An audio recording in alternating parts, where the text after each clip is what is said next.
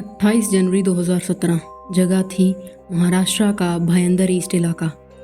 इस इलाके में एक सोनम सरस्वती बिल्डिंग थी जिसके 4th फ्लोर से पिछले कुछ दिनों से एक बहुत ही अजीब सी बदबू आ रही थी। इस बदबू को वहाँ से गुजरने वाले काफ़ी सारे लोगों ने ऑब्जर्व किया था एंड उन्होंने इस बारे में सोसाइटी के सेक्रेटरी को कंप्लेंट्स भी की थी। जब ये कंप्लेंट्स कुछ ज़्यादा होने लगी तो सेक्रेटरी को भी इस बात पर ध्यान देना पड़ा। तो सरस्वती बिल्डिंग के सेक्रेटरी उसी दिन 4th फ्लोर पर रहने वाले सभी लोगों की एक खास मीटिंग बुलाते हैं और वो उस फ्लोर से आ रही इस बदबू के बारे में उनसे बातचीत करते हैं और उन्हें ये कहते हैं कि इस बदबू की वजह से आसपास में रहने वाले लोगों को प्रॉब्लम हो रही है, तो वो इसका कोई सॉल्यूशन निकालें। बट सरप्राइजिंगली 4th फ्लोर पर रहने वाले सभी लोग सेक्रेटरी को ये बताते हैं कि यह बदबू उनके फ्लैट से नहीं आ रही है। इनफैक्ट वो तो खुद परेशान है इस बदबू से। अब इस बात से सेक्रेटरी थोड़ा सोच में पड़ गया कि अगर इनके फ्लैट से बदबू नहीं आ रही तो फिर वो बदबू आ कहाँ से रही है। कि तभी उसे अचानक याद आता है कि 4th फ्लोर पे रहने वाले सभी लोग यहाँ पर इस मीटिंग में मौजूद नहीं थे। उनमें से एक शख्स कम था एंड वो थी 29 साल की दीपिका सांघवी, जो कि अभी 2 महीने पहले ही इस बिल्डिंग में किराए पर रहने आई थी एंड उनके साथ उनकी एक 8 साल की बेटी भी रहती थी। दीपिका एक डाइवोर्सी थी। 2013 में उसका अपने पति कार्तिक सांघवी से डाइवोर्स हो चुका था एंड अब वो अकेले ही अपनी बेटी को पाल रही थी एंड वो एक कॉल सेंटर में जॉब करती थी। तो जैसे ही सेक्रेटरी ने इस चीज़ को रियलाइज़ किया तो उन्होंने बाकी के मेंबर से दीपिका के बारे में पूछा। लेकिन हैरानी की बात ये थी कि वहाँ पर मौजूद किसी भी शख्स ने ना तो दीपिका को पिछले 3-4 दिन से देखा था और ना ही उसकी बेटी को। और यहीं से उन्हें डाउट होने लगता है कि कहीं ये बदबू उन्हीं के फ्लैट से तो नहीं आ रही।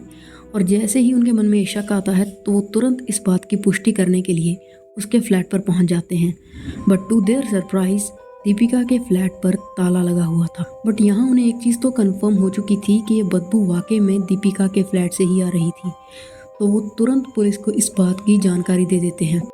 पुलिस सबसे पहले दीपिका के माता पिता को इस बारे में पूछती है, बट उनकी भी पिछले कुछ दिनों से अपनी बेटी से बात नहीं हुई थी।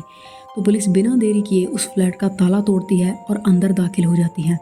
और सबसे पहली चीज़ जो उन्हें दिखती है वो ये कि सामने की दीवार पूरी खून के धब्बों से भरी हुई थी। उन्हें अंदाज़ा हो गया था कि आगे उन्हें क्या मिलने वाला है। एंड लिविंग रूम में उन्हें दीपिका की खून से लथपथ लाश मिलती है। और जैसे ही वो थोड़ी और छानबीन करते हैं तो उन्हें बेड के कैबिनेट से दीपिका की 8 साल की बच्ची हेतवी की भी लाश मिलती है, वो भी एक चादर में लिपटी हुई। बॉडीज़ की हालत से ये तो क्लियर था कि किसी ने बड़ी बेरहमी से चाकुओं से घोंप कर उनकी हत्या की थी। एंड फॉरेंसिक से भी ये चीज़ क्लियर हो चुकी थी कि इन दोनों की मौत तकरीबन 3-4 दिन पहले हो चुकी है, इसीलिए उनकी बॉडीज़ गलनी शुरू हो गई थी।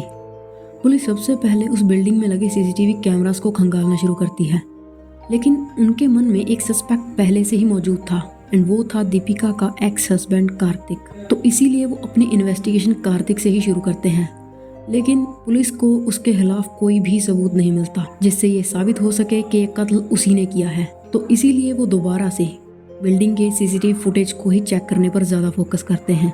अब वो ये सब छानबीन कर ही रहे थे कि इसी बीच उन्हें दीपिका के आस पड़ोस में रहने वाले लोगों से पता चलता है कि दीपिका से मिलने अक्सर एक लड़का आया करता था। तो अब पुलिस को इस लड़के के बारे में भी जानकारी चाहिए थी कि आखिर ये लड़का था कौन। और वहीं दूसरी ओर फाइनली कई दिनों की मेहनत के बाद उन्हें सीसीटीवी में एक आदमी दिखता है जो कि 25 जनवरी को दीपिका के फ्लैट में दाखिल होता हुआ दिख रहा था एंड अगले दिन सुबह के तकरीबन 7:20 पर वो बिल्डिंग से बाहर जा रहा था। एंड कमाल की बात ये थी कि बिल्डिंग से बाहर जाते वक्त उसने अपने चेहरे को कैमरे से छुपाने की कोशिश की थी जो कि कैमरे में कैद हो गया था। तो पुलिस ने जैसे ही इस सीसीटीवी फुटेज को दीपिका के पड़ोसियों को दिखाया तो वो पहचान गए ये लड़का वही है जो अक्सर दीपिका से मिलने आया करता था। ये लड़का था 22 साल का विनायक अपूर, जो कि दीपिका की तरह उसी सेम कॉल सेंटर में काम करता था जहां वो करती थी। पुलिस ने जब उसे ढूंढने की कोशिश की तो पता चला कि वो पिछले कुछ दिनों से अपने घर वालों को बिना बताए कहीं चला गया था एंड अब तो उसका फ़ोन भी बंद आ रहा था। पुलिस बहुत कोशिश करती है उसे ढूंढने की, लेकिन उनको विनायक का कुछ भी पता नहीं चल रहा था। बट फाइनली पुलिस की मेहनत रंग लाती है एंड 31 जनवरी 2017 को वो विनायक को दहीसर से अरेस्ट कर लेते हैं। विनायक को अरेस्ट करने के बाद उसे पुलिस स्टेशन लाया जाता है जहां पर पुलिस उससे इन मर्डर्स के बारे में पूछताछ करती है एंड पुलिस की इस पूछताछ में विनायक ये कबूल कर लेता है कि ये दोनों मर्डर्स उसी ने किए हैं। वो उन्हें बताता है कि पिछले कुछ टाइम से उसका दीपिका के साथ अफेयर चल रहा था, बट अब वो उस सब को ख़त्म करना चाहता था, अपनी लाइफ में आगे बढ़ना चाहता था।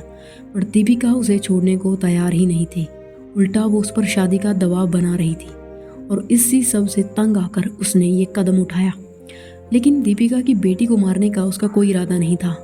वो तो उसकी किस्मत खराब थी कि जिस वक्त वो दीपिका को मार रहा था उसकी बेटी ने उसे ऐसा करते हुए देख लिया था और मजबूरन उसे भी मारना पड़ा। और इस तरह से ना चाहते हुए भी उसे उस रात दो कत्ल करने पड़े। खैर, आगे की इन्वेस्टिगेशन में पुलिस को ये चीज़ पता चली कि 24 जनवरी जिस रात उसने ये कत्ल किए थे, उसी रात का उसके फ़ोन में एक वीडियो भी मौजूद था जिसमें दीपिका और उसकी बेटी हंसते हंसते डांस करते हुए दिखाई दे रहे थे, which was their last video. So this was our case, and I hope you find it informative in any way.